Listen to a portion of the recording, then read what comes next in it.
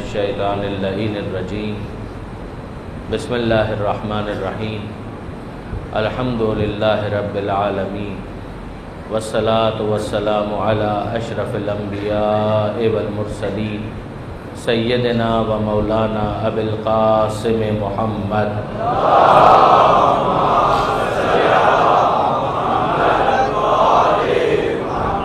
وَأَهْلِ بَيْتِهِ الطَّيِّبِينَ الطَّاهِرِينَ الْمَعْصُومِينَ الْمَظْلُومِينَ الْمُنْتَجَبِينَ الْمُنْتَخَبِينَ الْمَيَامِينَ لَا سِيَّمَا الْإِمَامِ الْمُنْتَظَرِ وَالْحُجَّةِ الثَّانِيَ عَشَرَ الَّذِينَ أَذْهَبَ اللَّهُ عَنْهُمُ الرِّجْسَ وَطَهَّرَهُمْ تَطْهِيرًا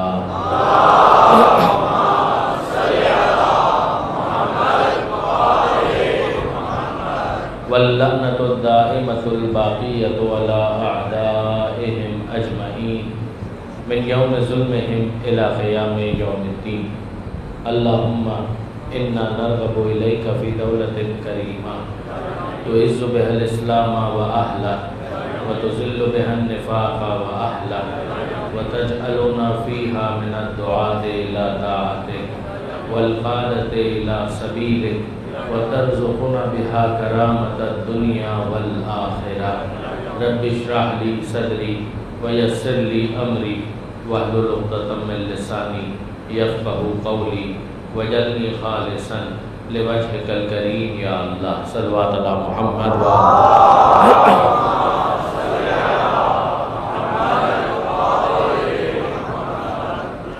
أما بعد فقد قال الله سبحانه وتعالى في القرآن الحكيم إن الله اشترى من المؤمنين أنفسهم وأموالهم بأن لهم الجنة يقاتلون في سبيل الله فيقتلون ويقتلون وقال الله أيضا بسم الله الرحمن الرحيم لا تحسبن الذين قتلوا في سبيل الله أمواتا بل احیاء عند ربهم یرزقون صلوات علی محمد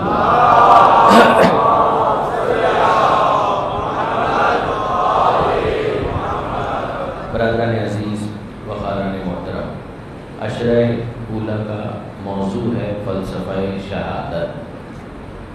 کل تمہیدی طور پر میں نے کچھ گزارشات آپ کی خدمت میں پیش کی تھی کہ جن کا فوکس تھا مباحثے پر، مگر اس کا کیا ربط اور کیا تعلق ہے وہ آگے آنے والی تقاریر میں آپ کے لیے واضح ہو جائے گا۔ پروردگار عالم نے اس آیت میں جو ابھی میں نے آپ کے سامنے سرنامہ کلام میں پہلے تلاوت کرنے کا شرف حاصل کیا، یہ سورہ براءت کی آیت نمبر 111 ہے، قرآن مجید کا 9واں سورہ، سورہ براءت، جس کا دوسرا نام سورہ توبہ ہے۔ اس آیت میں پروردگار عالم یہ ارشاد فرماتا ہے کہ ان اللہ اشترا من المؤمنین، کہ یقیناً اللہ نے خرید لیا، مومنین سے خرید لیا، انفسہم، ان کی جانوں کو بھی خرید لیا، واموالہم، اور ان کے مال کو بھی خرید لیا۔ خریدار پروردگار ہے۔ کس چیز کے عوض خرید لیا؟ بأن لہم الجنہ، جنت کے عوض ان کی جانوں کو بھی خرید لیا اور ان کے مال کو بھی خرید لیا۔ اب اس کے بعد پروردگار عالم فرماتا ہے کہ جب یہ خرید و فروخت ہو گئی تو یقاتلون فی سبیل اللہ فیقتلون ویقتلون، تو اگر کبھی موقع آئے کہ میدان میں قتال کرنا پڑے تو پھر یہ صاحبان ایمان میدان میں جمے ہوئے نظر آتے ہیں، فرار اختیار کرتے ہوئے نظر نہیں آتے۔ یقاتلون، یہ قتال کرتے ہیں، فی سبیل اللہ ہے، اللہ کی راہ میں قتال کرتے ہیں، فیقتلون، تو قتل کرتے بھی ہیں اور قتل ہو بھی جاتے ہیں۔ ظاہر ہے کہ میدان میں جس چیز کا مطالبہ کیا جا سکتا ہے اس سے بات قلم کا ہے، پھر اس کے بعد وار اس کا چلے گا یا اس کا چلے گا، یہ اتفاق سے وابستہ ہے، یہ توفیق سے وابستہ ہے۔ تو ایک مومن مجاہد سے تقاضا اس بات کا ہے کہ وہ میدان میں ڈٹ کر مقابلہ کرے۔ وہ اگر میدان میں ڈٹ کر مقابلہ کر رہا ہے تو اس نے اپنی ذمہ داری کو پورا کر دیا۔ اب آئیے ذرا سا اس آیت کے اوپر ہم غور کرتے ہیں۔ پہلی بات تو یہ کہ پروردگار عالم نے خریدنے کا تذکرہ کیا کہ اللہ نے خرید لیا، اشترا، ان اللہ، یقیناً اللہ نے اشترا، خرید لیا۔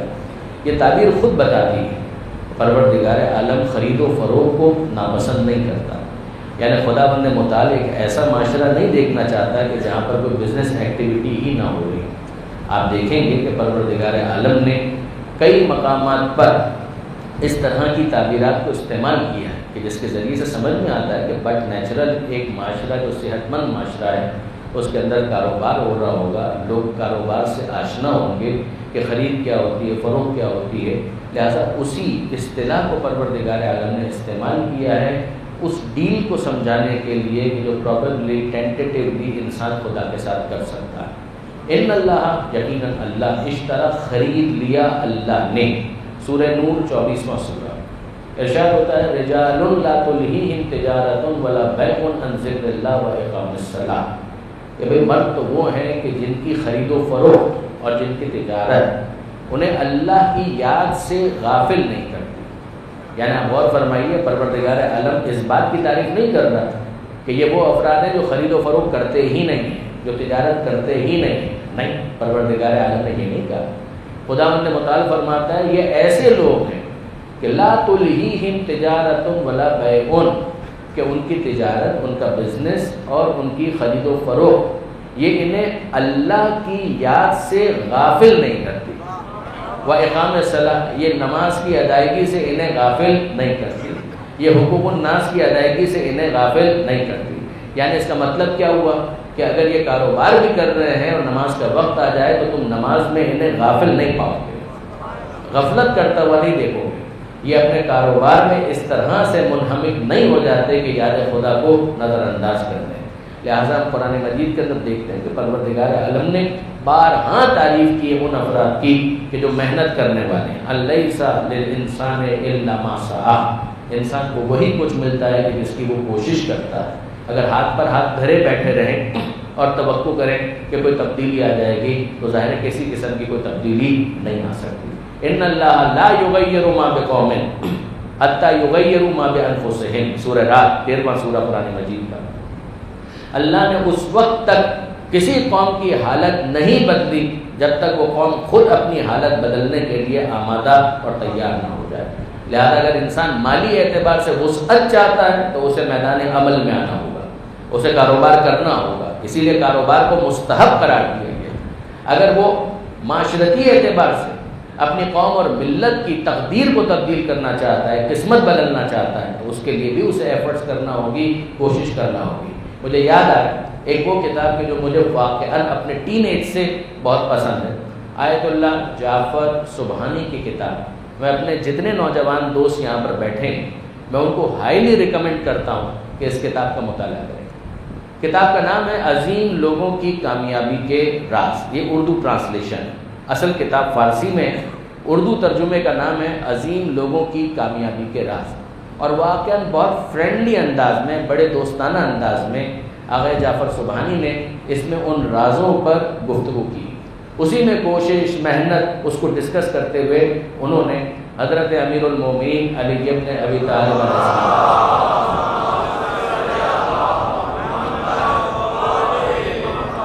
مولا کائنات کا وہ بیان نقل کیا۔ کوفہ، مسجد کوفہ۔ اب امیر المومنین آپ جانتے ہیں کہ زندگی کا ایک بڑا حصہ کوفہ میں نہیں گزارا، یہ اختتامی کچھ سال ہیں، 4.5-5 سال جو ظاہری خلافت کے ہیں وہ مولا کائنات نے کوفہ میں گزارے۔ جب امیر المومنین کوفہ میں آئے تو دیکھا کہ مسجد کوفہ کے باہر کچھ فقراء، غرباء، مفلس کشکول گدائی لیے بیٹھے ہیں اور بھیک مانگ رہے ہیں۔ اچھا آپ دیکھیے برادران عزیز، ایک ہوتا ہے جینون بیگر کہ واقعاً کوئی ریزن ہے کہ جس کی وجہ سے وہ بھیک مانگ رہا ہے، اس کا ہاتھ کٹا ہوا ہے، پیر کٹا ہوا ہے، کسی حادثے کی وجہ سے اب وہ اس قابل نہیں رہا کہ وہ اپنا روزگار حاصل کر سکے، اپنے گھر والوں کا پیٹ پال سکے، تو ایک جسٹیفیکیشن سمجھ میں آتی ہے۔ مولا کائنات نے دیکھا کہ یہ جو یہاں پر بیٹھے ہوئے ہیں ان کا کیا پرابلم ہو سکتا ہے، صحت کے اعتبار سے ہٹے کٹے ہیں، ہاتھ پیر موجود ہیں، معذور بھی نہیں ہے، کرپلڈ نہیں ہے، ہینڈی کیپ نہیں ہے، ریزن کیا ہے، کیوں بیٹھے ہوئے؟ اب ذرا سنیے۔ امیر المومنین نے جب کسی سے پوچھا اپنے کسی ساتھی سے کہ یہ لوگ کیوں بھیک مانگ رہے ہیں، کوئی وجہ تو سمجھ میں نہیں آ رہی، تو جواب کیا ملا؟ جواب سنیے۔ مولا کو جواب یہ دیا گیا کہ یا علی یہ جتنے افراد بیٹھے ہوئے ہیں نا یہ رجال الحق ہیں، یہ مردان حق ہیں۔ تو مولا پوچھتے ہیں کہ یہی تو میں جاننا چاہتا ہوں کہ ان میں حق والی کون سی بات ہے؟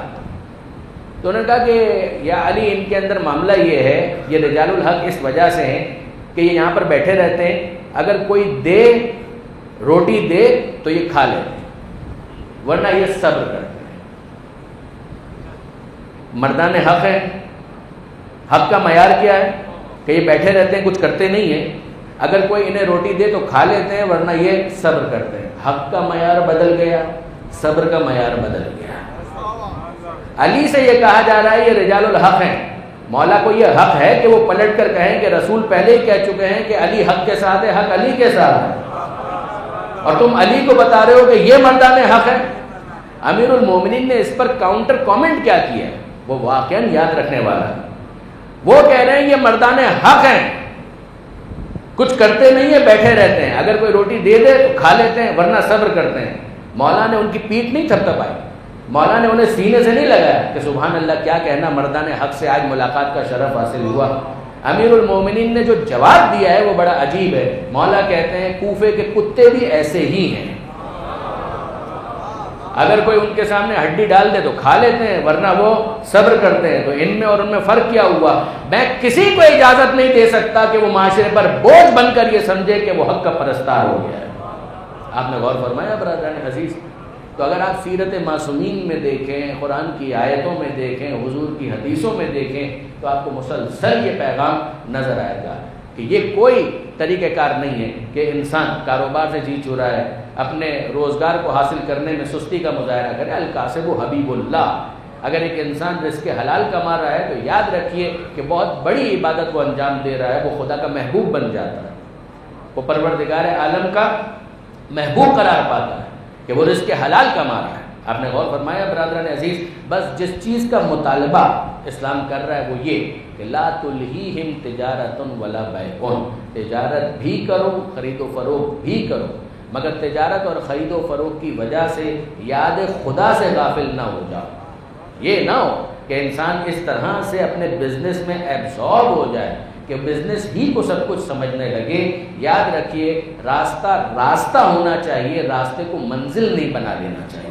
درود بھیجیے محمد و آل محمد۔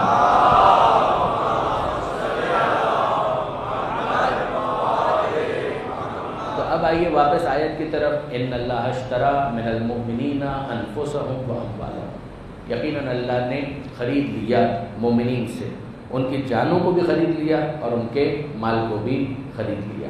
اب میں یہاں پر آپ کی خدمت میں عرض کروں، حضرت علامہ سید علی نقی صاحب اس کو ایلوبریٹ کرتے ہوئے ایک سوال ریز کرتے ہیں جو واقعاً قابل توجہ ہے۔ وہ سوال یہ ہے کہ یہ بتائیے کہ اگر خدا نے خرید لیا تو خرید و فروخت کے اندر پہلے کیا ہوتا ہے؟ جو بیچنے والا ہوتا ہے وہ پہلے آفر کرتا ہے اور پھر اس کے بعد اس چیز کو خریدا جاتا ہے۔ ایسا تو نہیں ہوتا ہے کہ آفر ابھی ہوئی نہیں اور ایکسیپٹنس پہلے سے اناؤنس ہو گئی، ایجاب ہو پھر اس کے بعد قبول ہوگا نا۔ یعنی آپ مجھے انصاف سے بتائیے کہ اگر میں آپ کے مکان کے بارے میں ویسے ہی اناؤنس کر دوں کہ بھئی جو آپ کا مکان ہے وہ میں نے خرید لیا، تو آپ کو حق ہے کہ آپ میری عقل پر شبہ کریں کہ مولانا طبیعت ٹھیک ہے آپ کی، خیریت تو ہے، ہم نے تو بیچنے کے لیے نکالا ہی نہیں، ابھی تو ہمارے گھر کے اوپر وہ تختی لگی نہیں ہے کہ جس کے اوپر لکھا ہو فور سیل، برائے فروخت۔ جب ہم نے فروخت کرنے کے لیے نکالا نہیں ہے تو آپ نے خرید لیا، اس کا مطلب کیا ہے؟ تو ہم جانتے ہیں اس بات کو کہ خرید اور فروخت کے اندر پہلے آفر ہے پھر اس کے بعد ایکسیپٹنس ہے۔ کانٹریکٹ تو اسی طریقے سے ہوگا کہ پہلے آپ بیچنے کے لیے نکالیں، پھر اس کے بعد کوئی خریدنے والا دام لگائے اور پھر یہ بیچنے والا کہے کہ ہاں اس دام پر مجھے یہ ڈیل منظور ہے، اور پھر ڈیل اسٹرائک ہو جائے۔ یہی طریقہ کار ہوتا ہے۔ آپ یہاں پر غور فرمائیے کہ پروردگار عالم نے اعلان کر دیا کہ یقیناً اللہ نے خرید لیا۔ اگر کوئی یہ کہے کہ اے پروردگار تو نے خرید لیا تو کیسے خرید لیا؟ ابھی تو ہم نے بیچنے کے لیے اپنی جان کو نکالا ہی نہیں ہے، ابھی ہمارا مال ہمارے پاس ہے، ہم نے تو بیچنے کے لیے نہیں نکالا۔ جب ہم جان بیچنے کے لیے آفر ہی نہیں کر رہے تو تیرے خریدنے کا مطلب کیا ہے؟ جب ابھی ہم نے اپنا مال بیچنے کے لیے آفر ہی نہیں کیا تو اس کے مقابلے پر خریدنے کا مطلب کیا ہے؟ سوال تو بڑا لاجیکل ہے۔ اچھا آپ دیکھیے برادران عزیز، ایک علماء کرام یہاں پر تشریف فرمائیں، فقہ کے اندر ایک بیع فضولی بھی ہوتی ہے. یہ بیع فضولی کیا ہے؟ ویسے یہاں پر لفظ فضول کا وہ مطلب نہیں ہے جو آپ کے ذہن میں ہے، مگر نتیجہ تقریباً وہی ہے، بالکل فضول بیع.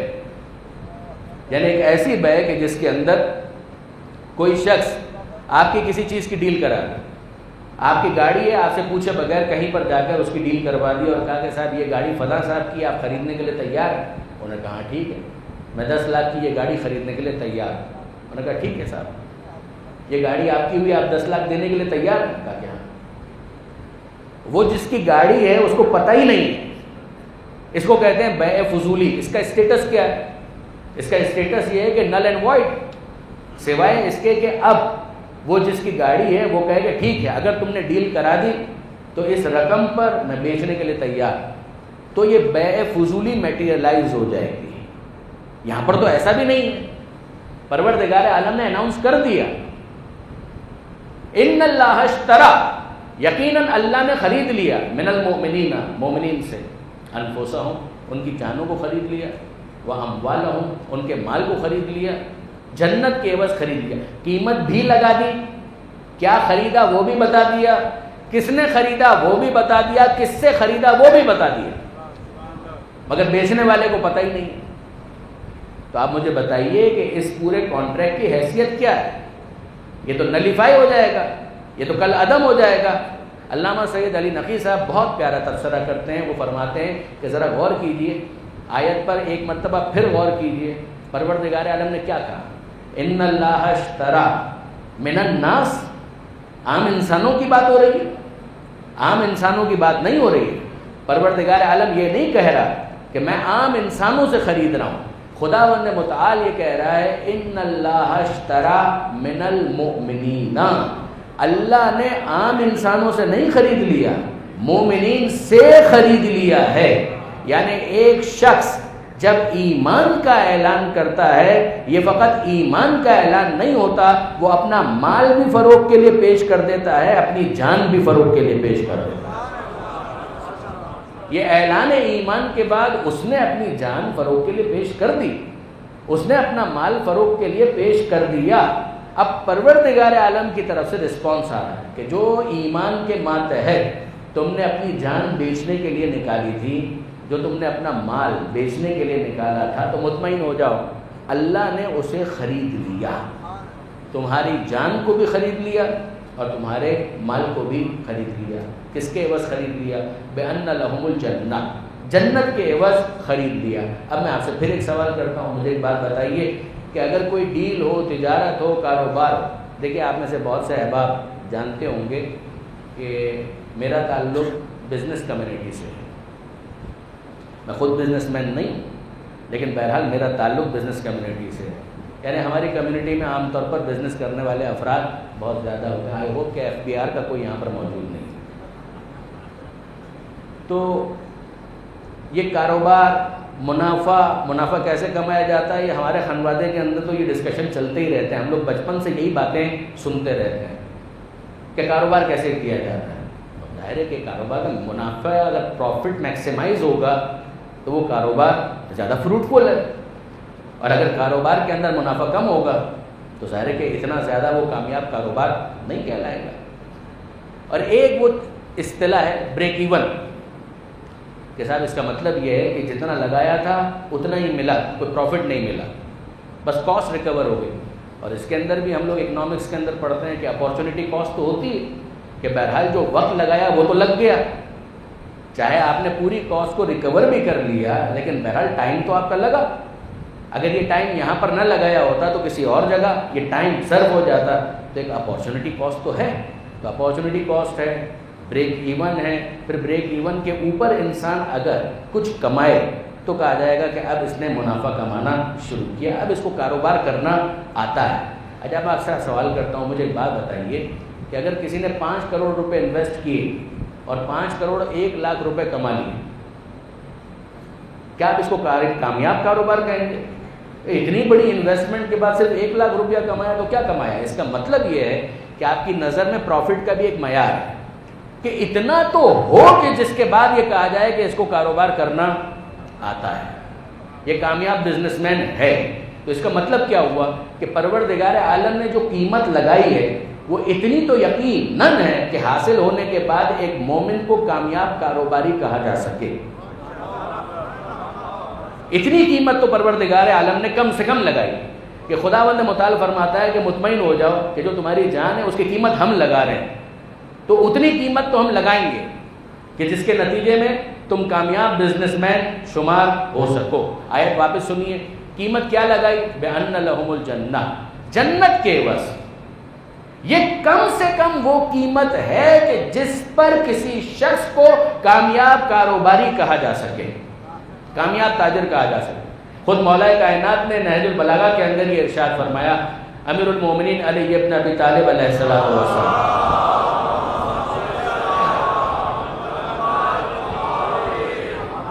مولا فرماتے ہیں تمہارے نفس کی کم سے کم قیمت جنت ہے۔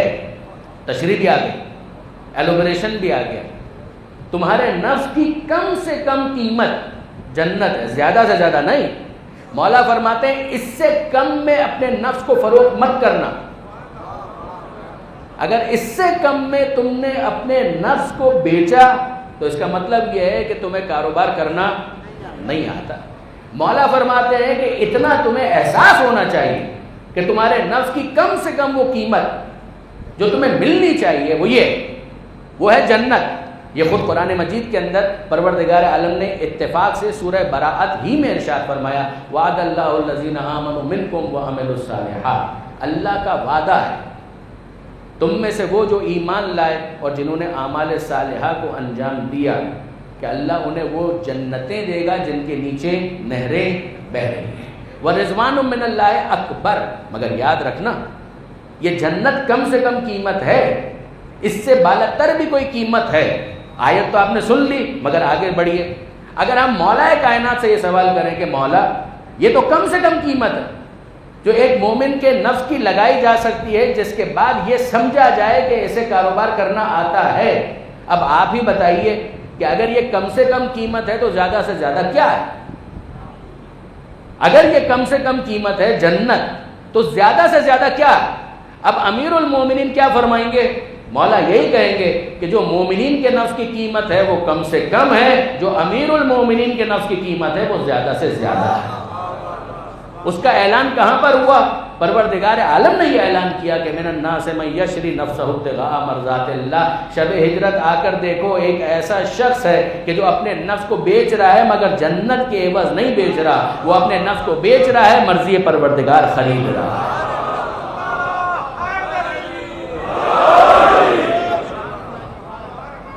یہ کم سے کم قیمت نہیں ہے۔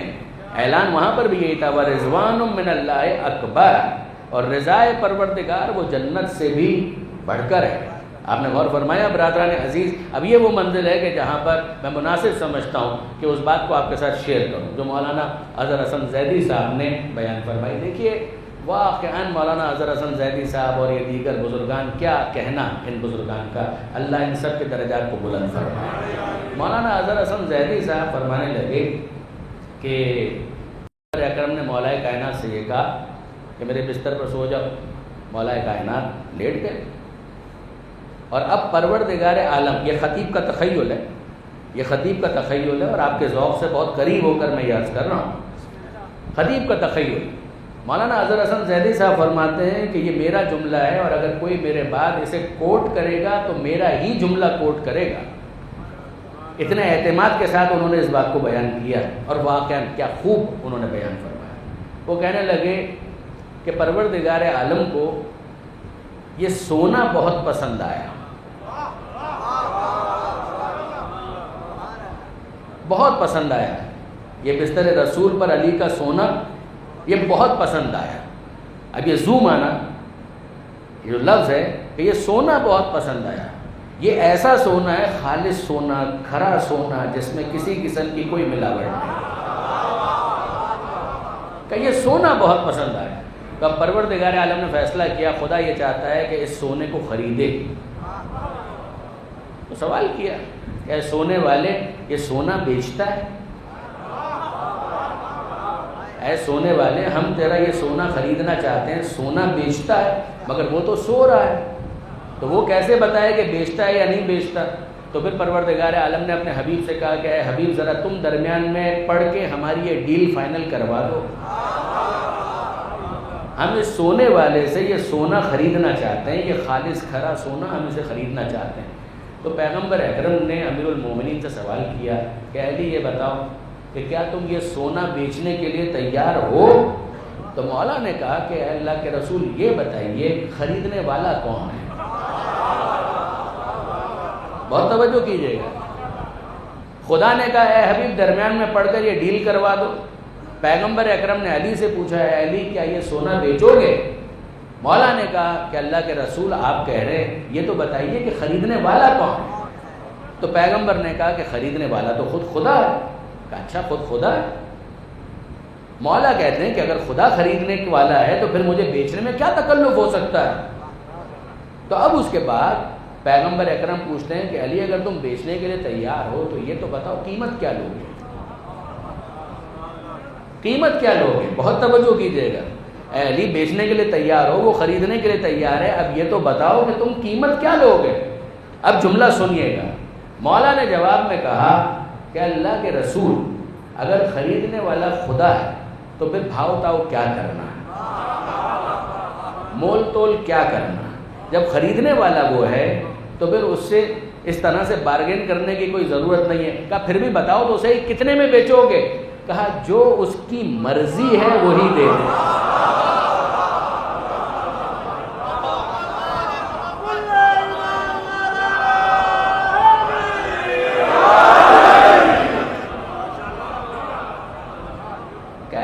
اللہ کے رسول میں خود کیا کہوں، جو اس کی مرضی ہو وہ دے دے۔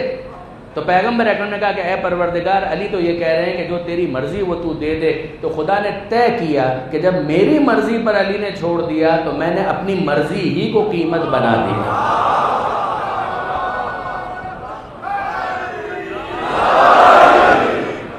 جب میری مرضی پر چھوڑ دیا تو پھر میں نے اپنی مرضی ہی کو قیمت قرار دے دیا۔ آج سے علی کا نفس میرا ہوا اور میری مرضی علی کی ہوئی۔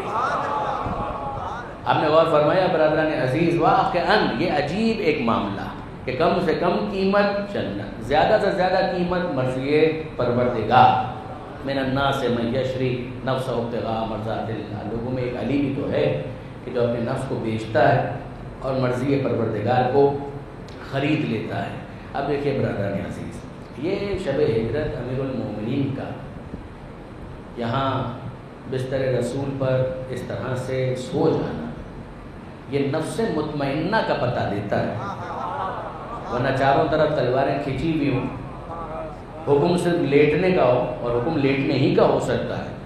میں آپ سے یہ تو کہہ سکتا ہوں کہ لیٹ جائیے، یہ میں کیسے کہہ سکتا ہوں سو جائیے؟ سونا آپ کے اختیار میں ہے، سونا آپ کے اختیار میں نہیں ہے۔ انسان کئی مرتبہ ایسا ہوتا ہے لیٹتا ہے اور کروٹیں بدلتا رہتا ہے، اسے نیند نہیں آتی، جبکہ چاروں طرف کسی نے تلوار نہیں کھینچی ہوتی۔ آپ مجھے انصاف سے بتائیے، اگر چاروں طرف تلواریں کھینچی ہوئی ہے اور اس کے بعد بھی وہ فقط نہ لیٹے بلکہ سو جائے، اس کا مطلب یہ ہے کہ اس نفس میں اضطراب نہیں ہے، اس نفس میں اطمینان ہی اطمینان ہے۔ علامہ سید علی نقی صاحب اس کے بارے میں فرمایا کرتے تھے کہ یہ تو ہم نے سوچا، یہ تو ہم نے سنا ہے کہ جب کوئی گہری نیند سوتا ہے تو ہم یہ کہتے ہیں کہ گھوڑے بیچ کر سو گیا۔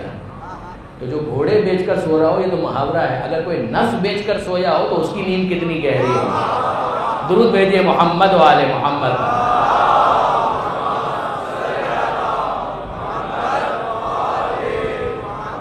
اور اب ذرا دیکھیے کردار کی بلندی کہ پیغمبر اکرم نے یہ کام کیوں کیا تھا امیر المومنین کو، ایک تو ڈسگائز کرنے کے لیے، بے شک پیغمبر اکرم یہ چاہتے تھے کہ وہ لوگ یہ سمجھتے رہیں کہ یہاں پر اللہ کے رسول سو رہے ہیں اور وہ اسی خیال اور اسی گمان میں رہیں، اور تاکہ پیغمبر اکرم اپنی منزل کی طرف آگے بڑھ سکے۔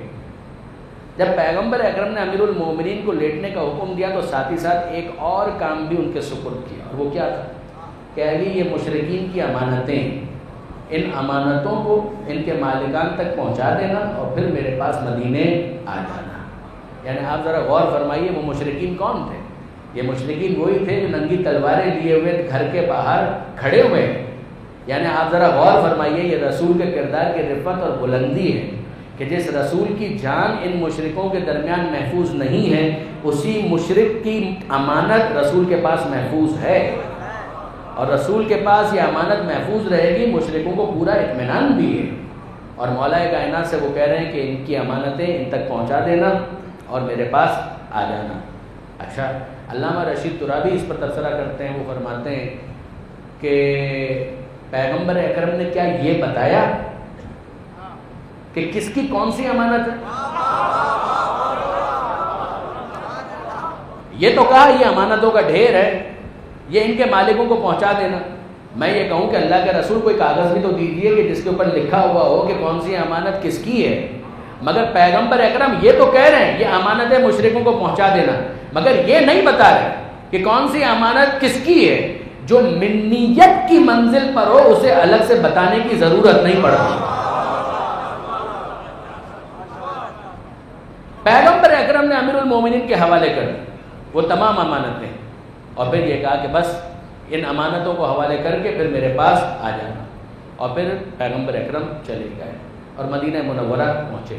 مدینہ منورہ کے باہر مسجد قباء آج جہاں پر موجود ہے، وہیں پر قباء کی بستی تھی جہاں پر پیغمبر اکرم رکے۔ اور جب کسی نے کہا کہ اللہ کے رسول چلیے مدینہ منورہ میں آپ کا انتظار ہو رہا ہے، تو پیغمبر اکرم نے کہا کہ نہیں، انہیں میرا انتظار ہے مگر مجھے بھی کسی کا انتظار ہے۔ کہ اللہ کے رسول آپ کو کس کا انتظار ہے؟ کہ مجھے انتظار ہے علی کا، کہ علی آ جائیں۔ گھر کی دوسری خواتین بھی تھی جو امیر المومنین کے ہمراہ تھی، کہ یہ سب آ جائیں پھر میں ایک ساتھ ان سب کے ہمراہ مدینہ شہر کے اندر داخل ہوا۔ اور فرمایا آپ نے یہ ہوا۔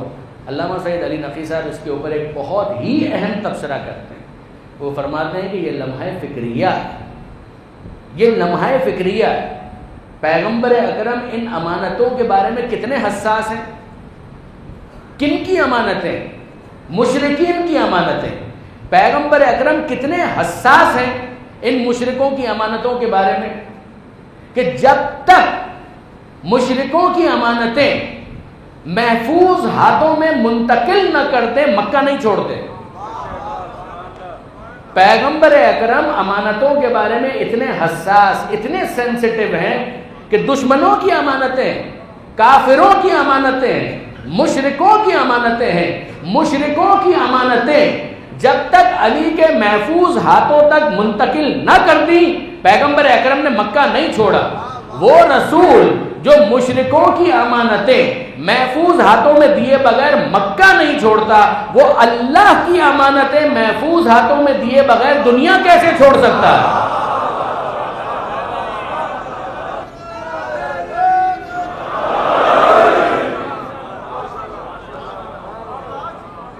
یعنی واقعاً ذرا حساسیت کا اندازہ کیجئے کہ جب تک پیغمبر اکرم، یعنی میں اصرار کے ساتھ تکرار کر رہا ہوں، غور فرمائیے گا کہ وہ رسول جو امانتوں کے بارے میں اتنا حساس ہے کہ جب تک محفوظ ہاتھوں میں مشرکوں کی امانتیں نہ پہنچ جائے وہ مکہ نہیں چھوڑتا۔ وہ اللہ کی امانتیں محفوظ ہاتھوں میں دیے بغیر دنیا کیسے چھوڑ سکتا ہے؟ شاید یہ بھی سبب ہے کہ غدیر کے میدان میں اللہ کے رسول نے اپنے ہاتھوں پر علی کو بلند کر کے علی کے ہاتھ دکھلائے کہ میرے امین ہاتھوں کو بھی دیکھ لو، علی کے محفوظ ہاتھوں کو بھی دیکھ لو۔ اور اب اس کے بعد سنو کہ من کنت مولا ہو فہذا علی مولا، جس کا میں مولا اس کا علی مولا۔ ہر ہاتھ امین نہیں ہوتا، ہر شخص ولی نہیں ہوتا۔ درود بھیجئے محمد و آل محمد۔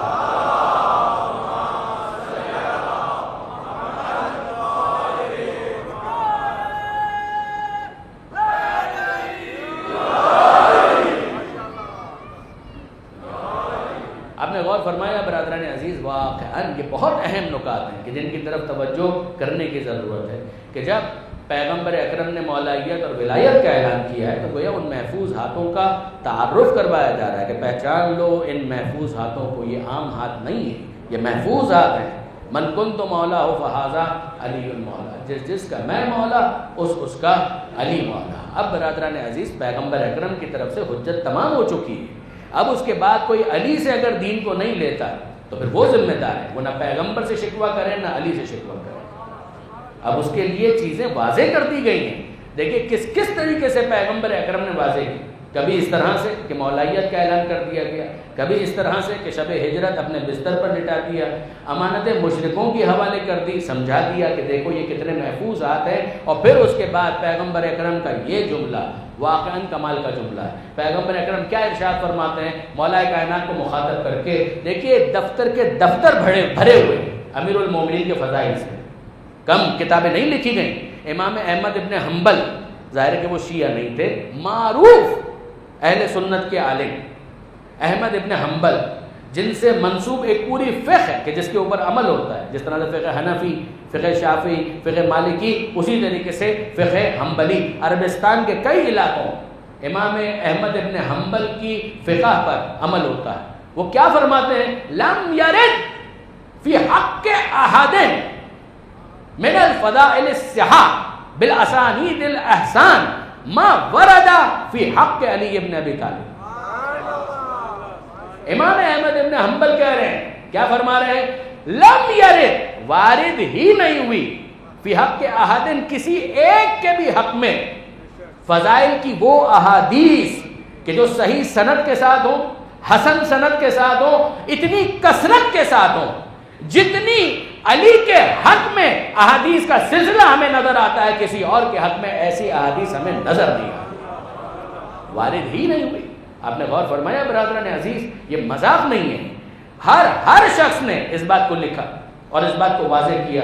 امام نسائی صحاح ستہ کی کتابوں میں سے ایک کے مؤلف ہیں، انہیں اسی جرم میں قتل کیا گیا کہ انہوں نے مولا کائنات کے فضائل پر مشتمل ایک کتاب لکھی تھی جس کا نام تھا خصائص امیر المومنین.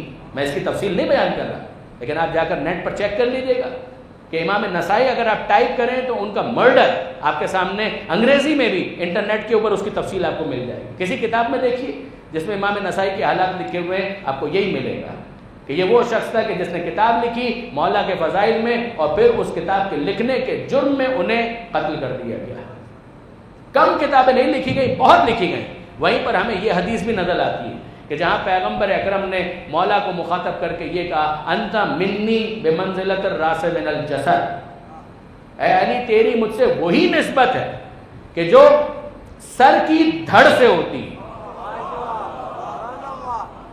انت منی وانا منکا، یہ تو آپ کو یقیناً بہت سی کتابوں کے اندر یہ حدیث مل جائے، مگر یہ بھی پیغمبر اکرم کا فرمان، انت منی بمنزلۃ الراس من الجسد، اے علی تو مجھ سے وہی نسبت رکھتا ہے کہ جو سر کی دھڑ سے ہوتی ہے. اب ذرا غور فرمائیے، جب پیغمبر اکرم کہہ رہے ہیں اے علی تو میرا سر ہے، اس کا مطلب کیا ہے؟ اے علی تو میرا سر ہے، اس کا مطلب کیا ہے؟ دیکھیے برادران، آنکھیں سر میں، کان سر میں، زبان سر میں، دماغ سر میں، یہ سب کا سب سر میں ہے. اور پیغمبر کہہ رہے ہیں اے علی تو میرا سر ہے، اس کا مطلب کیا ہوا؟ اے علی تیرا دیکھنا میرا دیکھنا، تیرا سننا میرا سننا، تیرا بولنا میرا بولنا، تیرا سوچنا میرا سوچنا. اب اس کے بعد قیامت تک اگر سنت نبی کی تشریح ملے گی تو علی سے ملے گی، کسی اور سے نہیں ملے گی.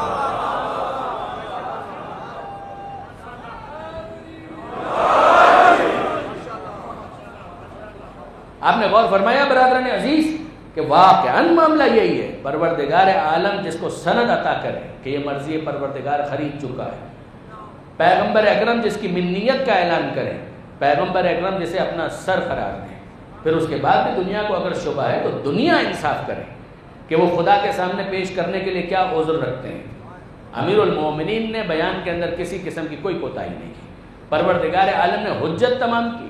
امیر المومنین اور ان کی اولاد نے بیان کے اندر کسی قسم کی کوئی کمی نہیں کی. چیزوں کو بالکل واضح کر کے، کرسٹل کلیئر کر کے ہم تک پہنچا دیا. اب اس کے بعد ذمہ داری ہماری ہے کہ ہم کس طرح سے اس کے اوپر عمل پیرا ہوتے ہیں. بات چلی تھی کہ اللہ خریدار ہے صاحبان ایمان کا، ان کے نفس کا بھی خرید رہا ہے اور ان کے مال کا بھی خریدار ہے، جنت کے عوض خریدار ہے.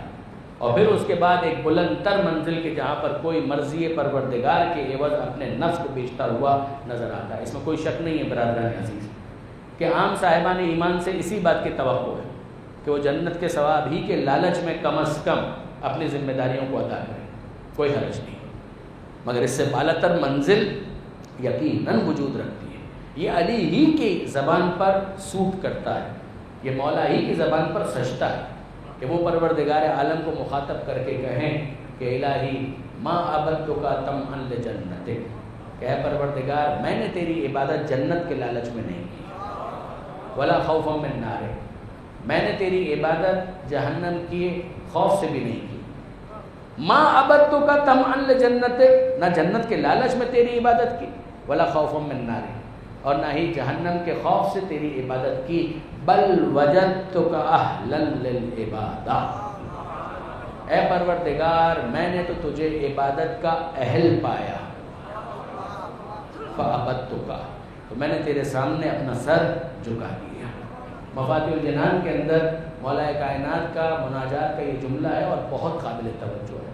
مولا کائنات فرماتے ہیں الہی کفا بی عزا ان اکون لک عبدا، کہ اے میرے پروردگار میری عزت کے لیے یہ بہت کافی ہے کہ میں تیرا عبد اور تیرا بندہ ہوں۔ کفا بی عزا، میری عزت کے لیے یہ بہت کافی ہے، ان اکون لک عبدا، کہ میں تیرا عبد اور تیرا بندہ ہوں، وکفا بی فخرا ان تکون لی ربا، اور میرے فخر کے لیے یہ بہت کافی ہے کہ تو میرا رب ہے، میرا پروردگار ہے۔ میری عزت کے لیے یہ بہت کافی ہے کہ میں تیرا عبد اور تیرا بندہ ہوں، میرے فخر کے لیے یہ بہت کافی کہ تو میرا رب اور میرا پروردگار، انت کما احب، تو ویسا ہے کہ جیسا میں چاہتا تھا، فاجعلنی کما تحب، مجھے ویسا رکھ کے جیسا تو چاہتا۔ یعنی آپ یقین کیجئے برادران عزیز، بعض عرفاء کا اس کے اوپر تبصرہ ہے، وہ فرماتے ہیں کہ یہ تو علی کہہ سکتے ہیں، ہماری تو ہمت ہی نہیں کہ ہم پروردگار عالم کو مخاطب کر کے یہ کہیں۔ لیکن پہلا جملہ یہ پھر بھی کوئی کہنے کی ہمت کر سکتا ہے کہ کفا بی عزا ان اکون لک عبدا، سجدہ تو علی کی زبان پر ہی ہے کہ مالک میری عزت کے لیے یہ بہت کافی ہے کہ میں تیرا عبد ہوں، میرے فخر کے لیے یہ بہت کافی ہے کہ تو میرا رب ہے۔ لیکن آگے انت کما احب، تو ویسا ہے کہ جیسا میں چاہتا تھا، یعنی علی کی نظر میں خدا کے لیے بھی کوئی معیار ہے جس کے لیے علی کہہ رہے ہیں کہ تو ویسا ہے کہ جیسا میں چاہتا، فاجعلنی کما تحب، تو مجھے ویسا رکھ کے جیسا تو چاہتا ہے۔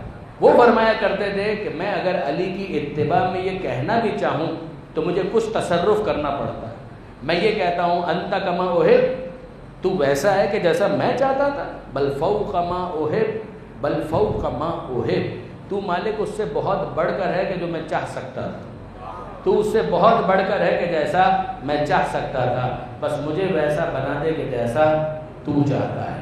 علامہ نقم صاحب اس کے اوپر بھی تبصرہ کرتے ہیں، وہ فرماتے ہیں کہ ہم اب علی کی بارگاہ میں علی ہی کے انداز سے مخاطب ہو کر کیوں نہ یہ کہہ دیں،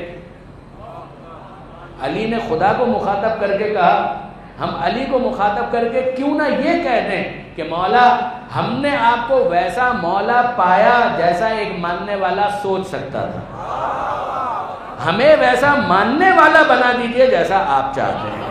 درود بھیجئے محمد و آل محمد۔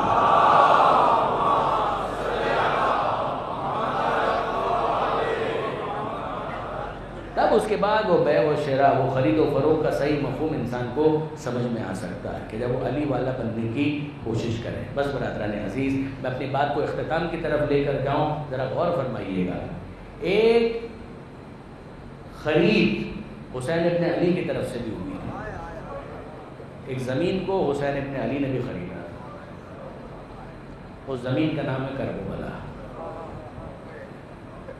آپ سب اس بات کو جانتے ہیں کہ مولا نے کربلا پہنچنے کے بعد سب سے پہلے آپ کو، ہمیں زائروں کو، زائرین کو یاد کیا ہے۔ وہ واقعہ آپ کے ذہن میں موجود؟ آج 2 محرم کی تاریخ مکمل ہو چکی ہے۔ اس کا مطلب کیا ہے؟ اس کا مطلب یہ ہے کہ مدینے کا مسافر کربلا پہنچ چکا ہے۔ میں اپنے نوجوان دوستوں کے لیے عرض کر رہا ہوں، یاد رکھیے گا وہ قافلہ جو 28 رجب کو چلا تھا مدینہ منورہ سے، 3 شعبان کو یہ قافلہ مکہ پہنچا، یعنی چند دنوں کے بعد۔ کیا عجیب اتفاق ہے، حسین ابن علی اس دنیا میں بھی آئے تو 3 شعبان کی تاریخ ہے، اور جب مکہ معظمہ پہنچے ہیں تو بھی 3 شعبان کی تاریخ ہے۔ مدینہ منورہ سے یہ قافلہ پہنچا مکہ۔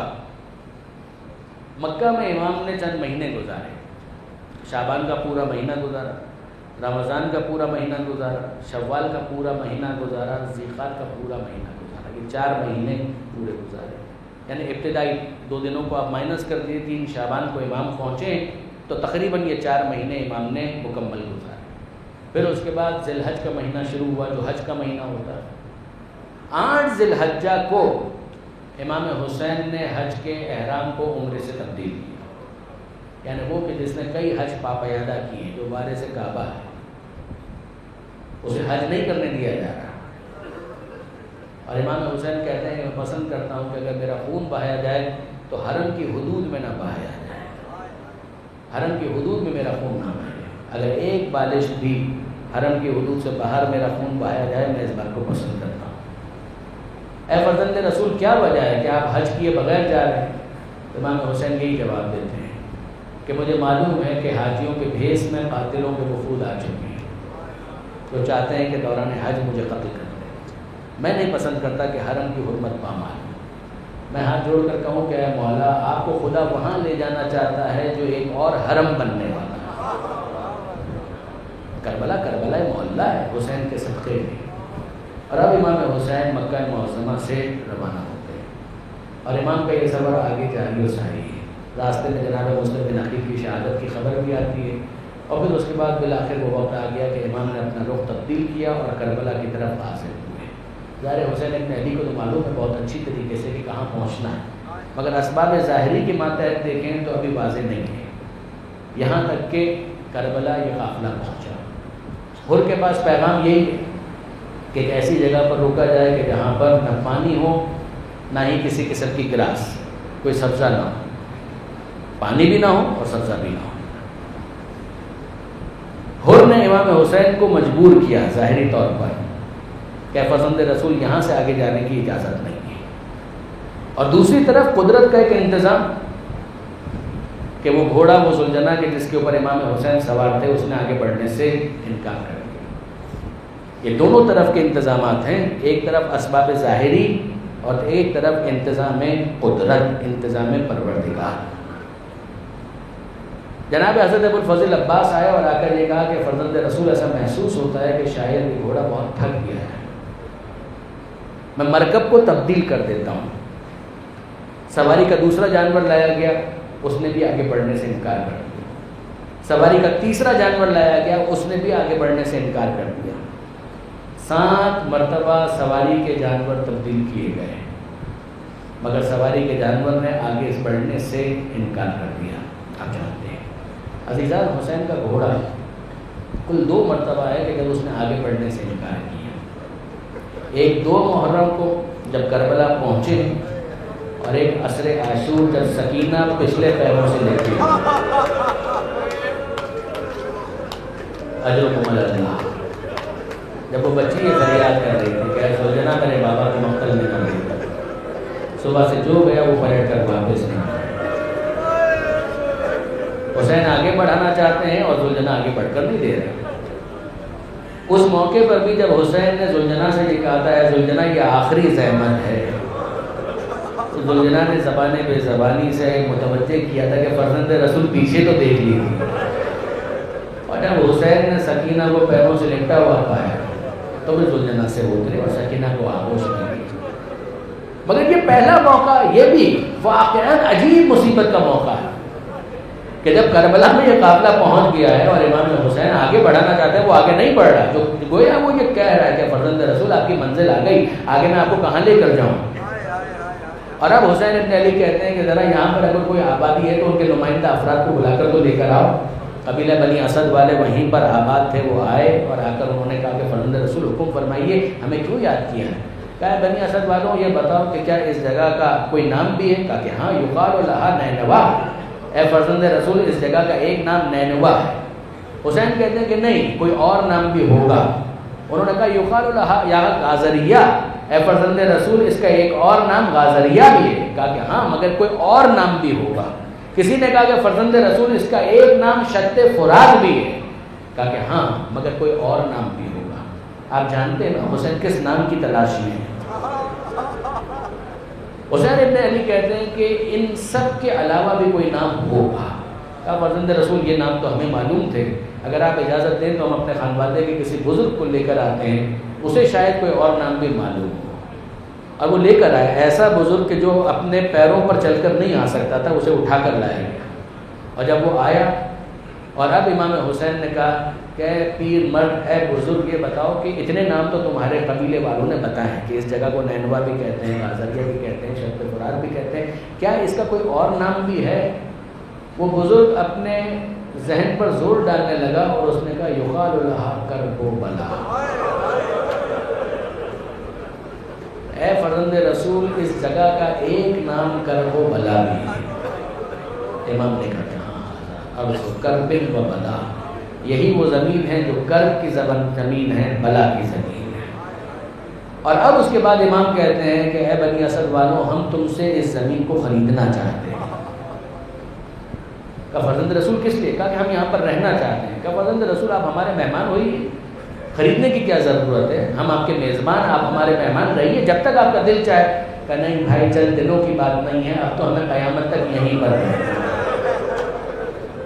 ہم اس جگہ کو خریدنا چاہتے ہیں۔ جیسے امام نے کہا ہم یہاں مستقل رہنا چاہتے ہیں، وہ بنی اسد کا بوڑھا ہاتھ جوڑ کر کہنے لگا فرزند رسول خدا کے لیے اس جگہ پر رہنے کی بات نہ کی، اس لیے کہ ہمارے یہاں سینہ در سینہ یہ روایت چلی آ رہی ہے کہ کسی نبی اور کسی امام، کسی ولی، کسی نبی زادے کو یہ زمین موافق نہیں آئی ہے، جب کوئی یہاں سے گزرا اس کے جسم سے خون ضرور بہا ہے۔ امام حسین کہتے ہیں کہ ہاں تو نے تو اتنا سنا ہے مگر ہمیں اس سے زیادہ معلوم ہے، ہم اس سے زیادہ جانتے ہیں۔ یہی وہ جگہ ہے کہ جہاں پر ہمارے خیمے لگائے جائیں گے، یہی وہ جگہ ہے کہ جہاں پر ہمارا سامان اتارا جائے گا، یہی وہ جگہ ہے کہ جہاں پر ہماری حدت حرمت ہوگی۔ میں آپ کی طرف سے ہاتھ جوڑ کر کہوں اے فرزند رسول آپ کہہ رہے ہیں یہیں پر ہمارے خیمے لگائے جائیں گے، مگر یہ بھی تو بتائیے کب تک وہ خیمے باقی رہیں گے؟ اے فرزند رسول آپ یہ کہہ رہے ہیں یہاں پر ہمارا سامان اتارا جائے گا، مگر اے اللہ کے رسول کے فرزند جب تک وہ سامان لوٹا نہیں جائے گا تب تک وہ یہاں پر رہے گا۔ مگر شام غریبہ میں آ کر دیکھیے وہ سامان لوٹ لیا گیا، وہ خیمے جلا دیے گئے، اور پھر اس کے بعد حسین نے ایک عجیب جملہ کہا، حسین کہتے ہیں کہ یہیں پر ہمارا خون بھی بہایا جائے گا۔ میں کہوں مولا کس کس کا خون بہایا جائے گا؟ ایک علی اکبر ہے کہ جس کے سینے سے ابلتا ہوا خون بہے گا، عباس کے کٹے ہوئے شانوں کا خون بہے گا، ہاں مگر ایک خون وہ ہے کہ جسے حسین نے بہنے نہیں دیا۔ سب کا خون کربلا میں بہا مگر ایک کا خون حسین نے بہنے نہیں دیا، وہ ننھے 6 ماہ کے مجاہد علی اصغر کا خون کہ جسے حسین نے اپنے چہرے پر مل لیا۔ عزیزوں یہاں پر گفتگو مکمل نہیں ہوئی، اب بنی اسد سے حسین کہتے ہیں اے بنی اسد والوں یہ زمین ہم نے خریدی، اب ہم تمہیں ہبہ کرنا چاہتے ہیں، ہم تمہیں لوٹانا چاہتے ہیں، اگر تم چند شرائط پر عمل کر لو ہم یہ زمین تمہیں واپس کرنا چاہتے ہیں۔ کہ مولا حکم فرمائیے کیا شرائط ہیں؟ کہ ایک شرط تو یہ ہے کہ اگر ہمارے شہید ہونے کے بعد ہمارا کوئی زائر ہماری قبر کا پتہ پوچھتے ہوئے آ جائے تو اسے ہماری قبر کے بارے میں بتا دینا کہ یہ حسین غریب کی قبر ہے۔ ہمارا زائر تمہارے پاس آئے تو اسے 3 دن مہمان رکھنا۔ اے آزادارو یقیناً آپ حسین کی یاد قائم کرنے کے لیے بڑی زحمت برداشت کرتے ہیں، مگر قدر کیجیے اپنے مولا کی جنہوں نے کربلا پہنچتے ہی سب سے پہلے آپ کو یاد کیا، اپنے زائروں کو یاد کیا، اپنے زواروں کو یاد کیا۔ اور اب حسین کہتے ہیں ہماری ایک اور شرط بھی ہے، وہ شرط یہ ہے کہ جب یہ فوج بے حیا ہمیں قتل کر کے چلی جائے، ہمارے لاشیں پڑے ہوئے ہوں گے، وعدہ کرو ہماری لاشوں کو دفن کرنے کے لیے میدان میں آؤ گے، ان لاشوں کو بے گور و کفن رہنے نہیں دو گے۔ بنی اسد کے مردوں نے ہاتھ جوڑ کر وعدہ کیا، فرزند رسول ہم وعدہ کرتے ہیں ہم آپ کے لاشوں کو دفن کریں گے۔ بنی اسد والے جانے لگے، امام کہتے ہیں اے بنی اسد والوں جا تو رہے ہو مگر ایک زحمت اور کرو، ذرا اپنے گھر کی خواتین کو تو بھیج دینا۔ بنی اسد والے پریشان کہ ہمارے گھر کی خواتین سے کیا کام، مگر ایمان نے کہا ہے، پلٹے اپنے گھروں کو اور اپنی بیویوں سے کہا جاؤ جاؤ فرزند رسول نے تمہیں یاد کیا ہے۔ وہ بیویاں اپنی چادروں کو سنبھالتی ہوئی آئیں، حسین مظلوم کے پاس پہنچی، ہاتھوں کو جوڑ کر کہا اے فرزند رسول ہم بھی آپ کی کوئی خدمت کر سکتے ہیں؟ حسین کہنے لگے بیویوں مجھے پہچانتی ہو نا میں کون ہوں؟ کہا کہ آپ فرزند رسول؟ کہا کہ ہاں میں تو فرزند رسول ہوں، مگر یاد رکھنا میرے ساتھ زینب بھی ہے، میرے ساتھ ام کلثوم بھی ہے، میرے ساتھ اور بھی خواتین ہیں، تم ایک وعدہ کرو۔ کہا حکم فرمائیے۔ وعدہ یہ کرو کہ اگر تمہارے مرد یزیدی فوج کے ڈر سے ہمیں دفن نہ کریں تو جب تم فرات کے پاس پانی بھرنے کے لیے آؤ گی اس موقع پر ایک مٹھی خاک ہمارے جسموں پر ڈال کر ہمارے دفن کی کوئی تدبیر کرنا۔ وہ بیویاں آنکھوں میں آنسو آ گئے، ہاتھ جوڑ کر کہنے لگی اے فرزند رسول ہم وعدہ کرتے ہیں ہم یہ کام ضرور انجام دیں گے۔ جب جانے لگی تو حسین کہتے ہیں اے بیویوں ایک زحمت اور ہوگی، ذرا اپنے بچوں کو تو بھیج دینا۔ وہ بیویاں پھر پریشان گئیں اور جا کر اپنے بچوں سے کہا ارے جاؤ جاؤ فرزند رسول تمہیں یاد کر رہے ہیں۔ وہ بچے آئے خوش ہوتے ہوئے آئے، ارے ہم بھی اس قابل ہو گئے کہ نواسہ رسول فرزند رسول علی اور زہرا کے دل کے ٹکڑے کے لیے کوئی خدمت انجام دے سکیں۔ ننھے ننھے ہاتھوں کو جوڑا اور کہا اے فرزند رسول حکم فرمائیے۔ کہا مجھے پہچانتے ہو؟ کہا کہ ہم آپ کو پہچانتے ہیں، آپ اللہ کے رسول کے نواسے۔ کہا کہ میں تو اللہ کے رسول کا نواسا ہوں مگر میرے بھی تمہارے جیسے چھوٹے چھوٹے بچے ہیں، ایک علی اصغر بھی میرے اس قافلے کے اندر موجود ہے۔ اے بنی اسد کے بچوں وعدہ کرو اگر تمہارے ماں باپ یزیدی فوج کے ڈر سے ہمیں دفن کرنے کے لیے نہ آئے اتنا وعدہ کرو کھیلنے کے بہانے آ جانا اور ایک ایک مٹھی خاک ہمارے لاشوں پر ڈال دینا۔ اے مولا حسین آپ کو کتنی تمنا تھی آپ کا لاشا بے گور و کفن پڑا نہ رہے، مولا کیا آپ کا بڑا بیٹا کوئی نہیں ہے؟ ارے سید سجاد ہاتھوں کو بلند کر کے کہیں گے میں حسین کا وارث ہوں، مولا پھر آپ کیوں دفن نہیں کرتے؟ سجاد کہیں گے وہ بیٹا کیا کرے جس کے ہاتھوں میں ہتھکڑی، جس کے پیروں میں بیڑی، جس کے گردن میں توقے خاردار ہو، وہ ایک مٹھی خاک بھی اپنے بابا کے لاشے پر ڈالے۔ الا ولعنۃ اللہ علی القوم الظالمین وسیعلم اللہ